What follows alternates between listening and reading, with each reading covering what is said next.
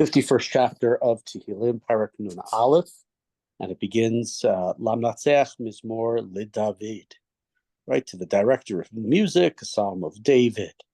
And this one, sometimes we try to guess as to what it might be that inspired the chapter during the life of David, or if somebody else wrote it about the life of David. Sometimes it's clear, like in this chapter, probably the most important moment in David's life, or these events, the most important ones in David's life.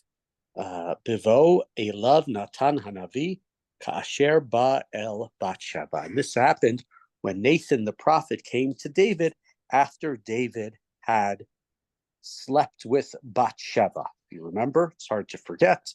Batsheva, married woman. David sees her, is attracted to her, sleeps with her. Consent was not a thing of kings in the way back then. So, question as to what her consent would be is sort of a question that's sort of an unfair question to ask, I would say. And then David compounds his sin of sleeping with a married woman when he cannot get her husband to sleep with her by sending him to his death. And then Nathan the prophet comes and confronts him. And David says, somebody, if there's a whole a parable that's drawn, a man with many sheep and a man with only one sheep, and the man with many sheep kills the man's one sheep to eat it and to serve it to a guest. And David condemns that man. And then, of course, Nathan says to him, Mataish, you are the man. And David falls upon God's mercy and says, and asks God for forgiveness. So you could argue that this is what's told to us in the book of Shmuel is not the full prophecy, is not fully what David said, and some of it is here. Or this was something that was written later by David, and was inspired by it, or something that was written by somebody else, describing what they believed as David's feelings. The last is probably not as traditional of an understanding, but it wouldn't be shocking. So what does David say? Or what is said in this kapitel? Haneni Elohim kichastecha, kirov rachamecha mechei pishai. So be kind to me, God. Be gracious to me according to your kindness. With all of your mercy, erase my transgression. Now that sounds not so good at first. Erase my transgression. Why should this transgression be erased? Right, so maybe God, you would erase the transgression. That doesn't mean that I should erase. That doesn't mean that I am. We'll see more about that. Herav kavtseni me avoni mechatoti tahareni. Wash me thoroughly from my iniquity and cleanse me from my sin. Okay, right? I'm stained by this. Do kibus. Kibus is the word for laundry. Now you might argue that not all stains come out. Right, but wash me off from my stain. You can put all the OxyClean you want on it. Not every stain comes out. Why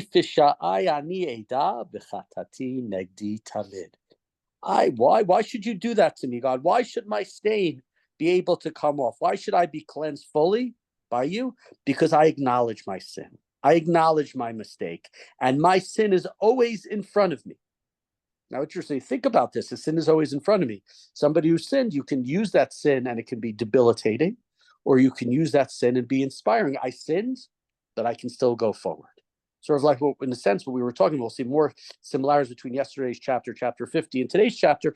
But sort of, as I was saying yesterday, that to me, one of the great things about Karbanot is the idea of the Karban Chatat, that somebody who sinned can bring a sacrifice to God. Just because you sin doesn't mean that you are no longer allowed to come to God's temple. You are allowed to come to God's temple. Now you have to ask for forgiveness. You have to realize you've done something wrong. And it can't be, yesterday's chapter was the habitual sinner. David is saying, I'm not the habitual sinner. My sin is in front of me at all times. I'm not going to repeat it. You can look at sin as being debilitating, or you can look at sin, know that it's there, and hopefully the knowledge of it scolds you and chides you and charges you and inspires you to not do it again. No, that's not so simple, but Lecha levadcha chatati, we're in verse 6, pasuk vav, v'hara be'einecha asiti, leman titzdak bidvarecha tizkeh b'shovtecha. And this is a difficult verse as well. Against you alone I have sinned, and I've done what is evil in your eyes. And so you're justified in your sentence and the righteous of your judgment. Now, one of the things we know about David is that there's sort of like the before and after in the life of David. It's up to the time of Bathsheba and after Bathsheba.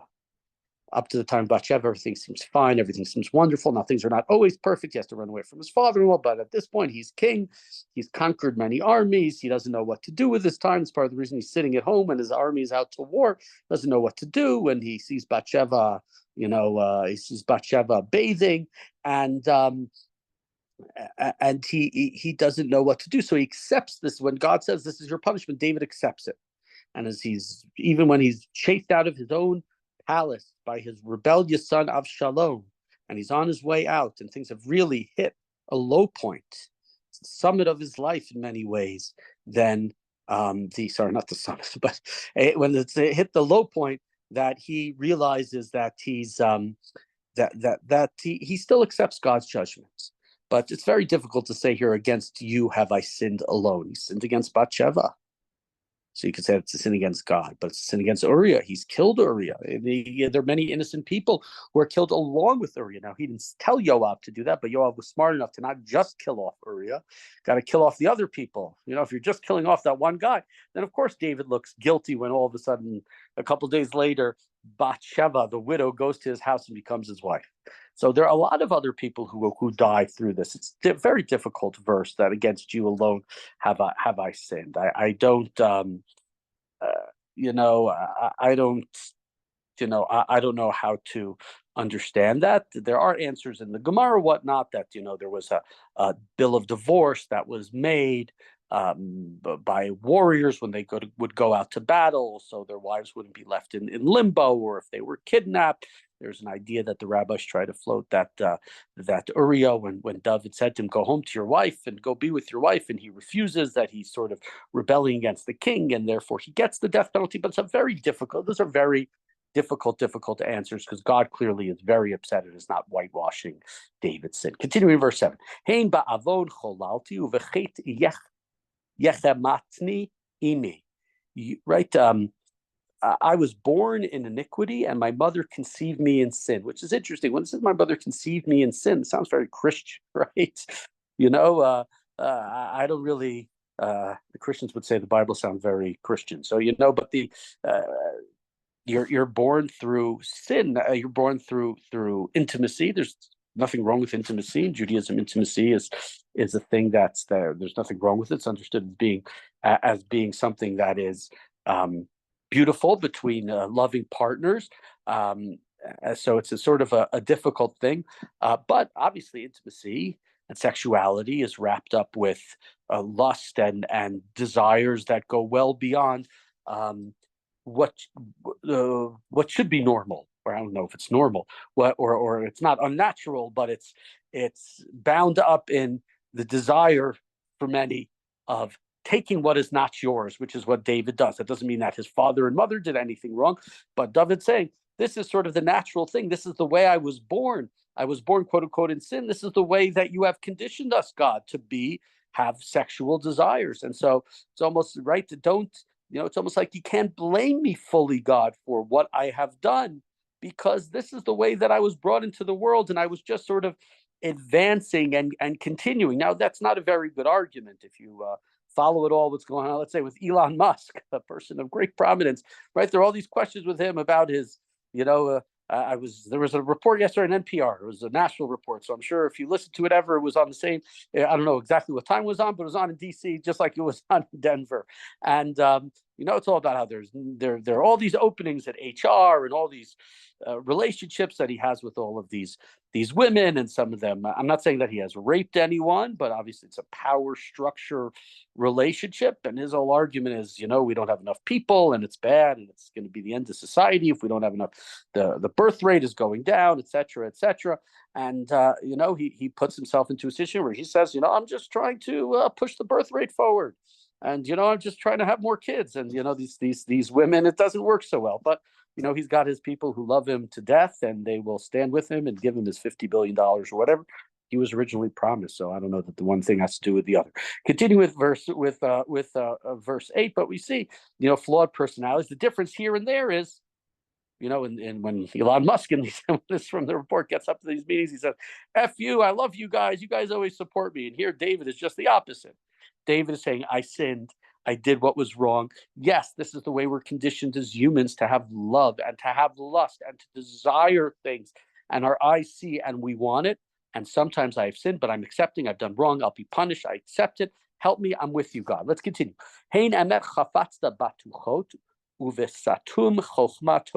Behold, you desire truth in our insides, and in the hidden parts you teach me, you teach me a wisdom, right?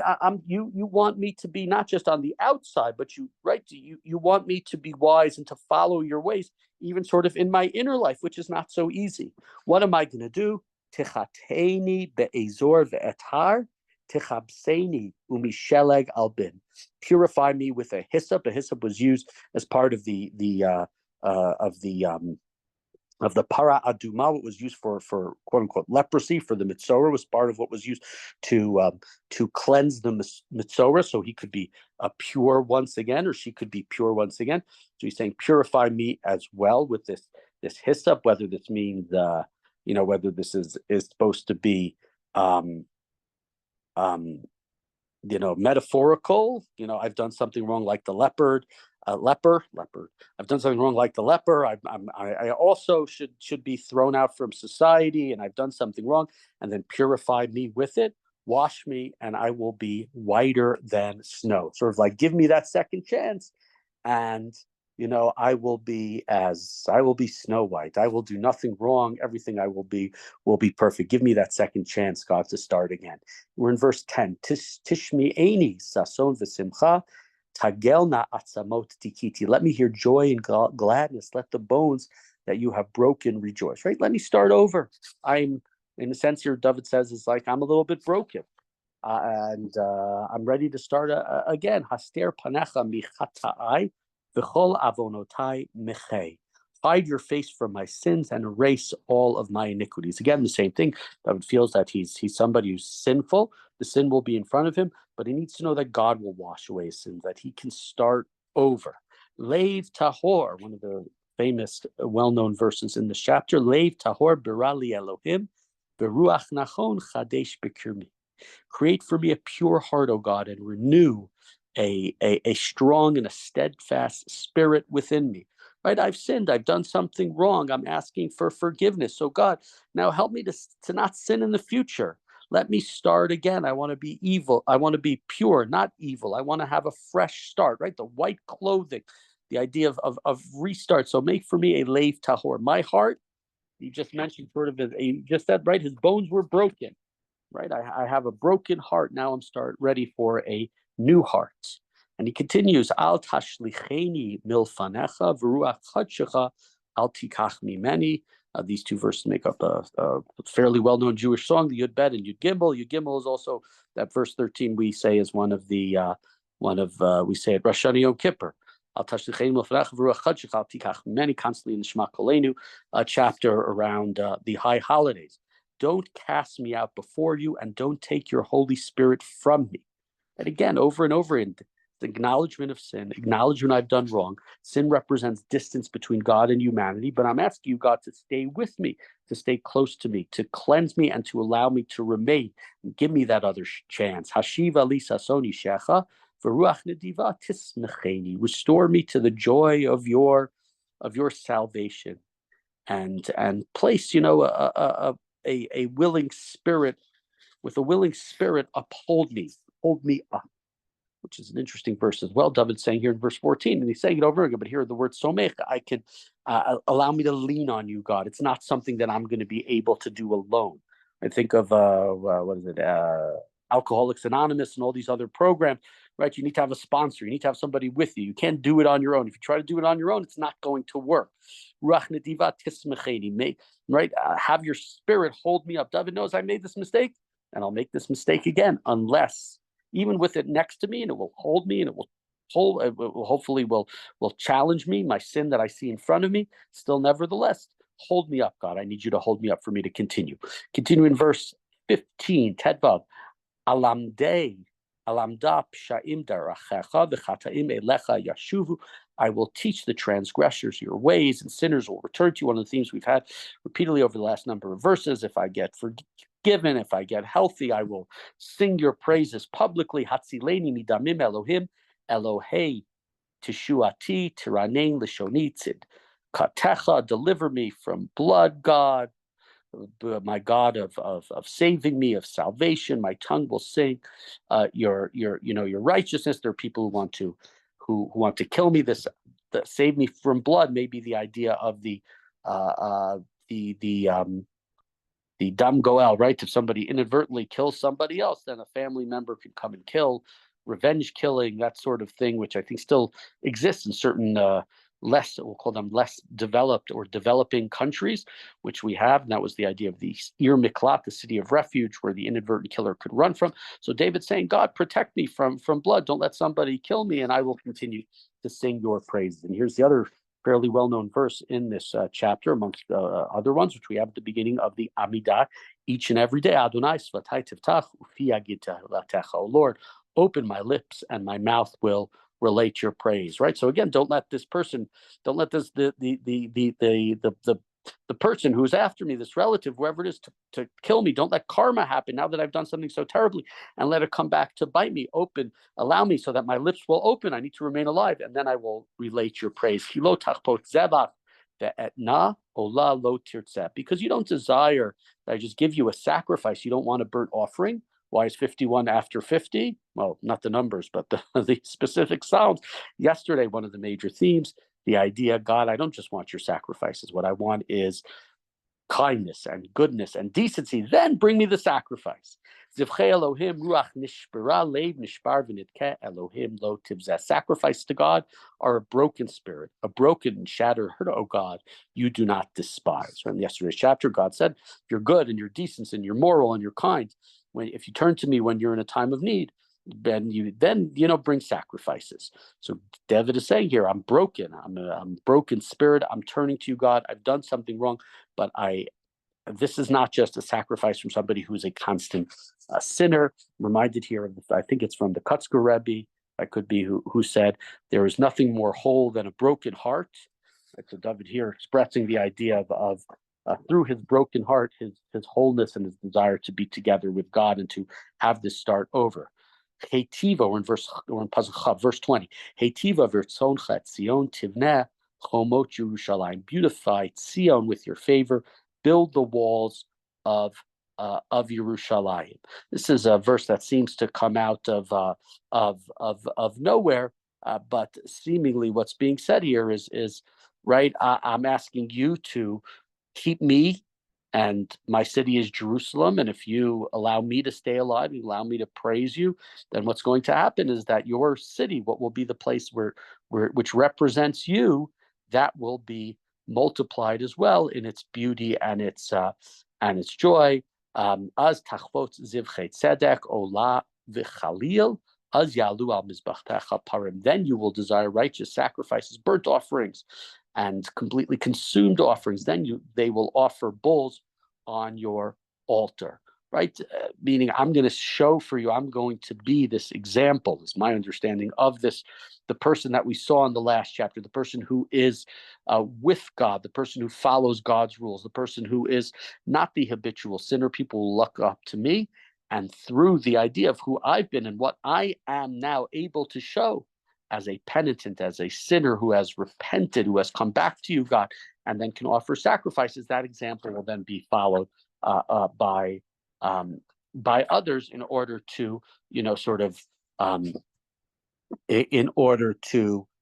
continue in these ways. The end of the chapter, we say, is a little bit challenging to understand after the early parts of the chapter. It goes back in many ways almost to 2 chapters ago. That was chapter 49.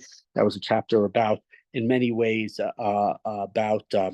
about Yerushalayim, and maybe that's what sort of puts this 49, 50, and 51 together. 49, if I remember, was also about Yerushalayim, the city. The pilgrims would come to the city and sing about Zion and how joyous it was. And 50, no, God doesn't really want sacrifices. And here we see, well, God will want sacrifices if they're part of the larger enterprise of following God. It's part of the larger enterprise of somebody who's Adonai Svatai Tivtachu Fi Agid Tilatecha, who washes away, who sinned, but understands that the sacrifice is not just, saying something to be forgiven, but is part of the way in which one must live their life in a true and a steadfast way, and that the sacrifice is almost like the cherry on top to thank God, where I don't know about the rest of you, those disgusting looking cherries that my son said to me, "Oh, I love cherries." And I said, "Those things are not real cherries. I don't know what they are." But that's the cherry on top, not those cherries, a nice cherry. A cherry that they've managed to genetically engineer that it doesn't even have a pit in it. That's the cherry on top for God after we have shown a great sense of commitment to God as displayed by David in this chapter. Yes, I've sinned, but this is not the end. This is just, I'm going to have a fresh start, a new start, and be committed to you and your enterprise, God. And then Zion will be rebuilt, and everybody else will be able to do it as well.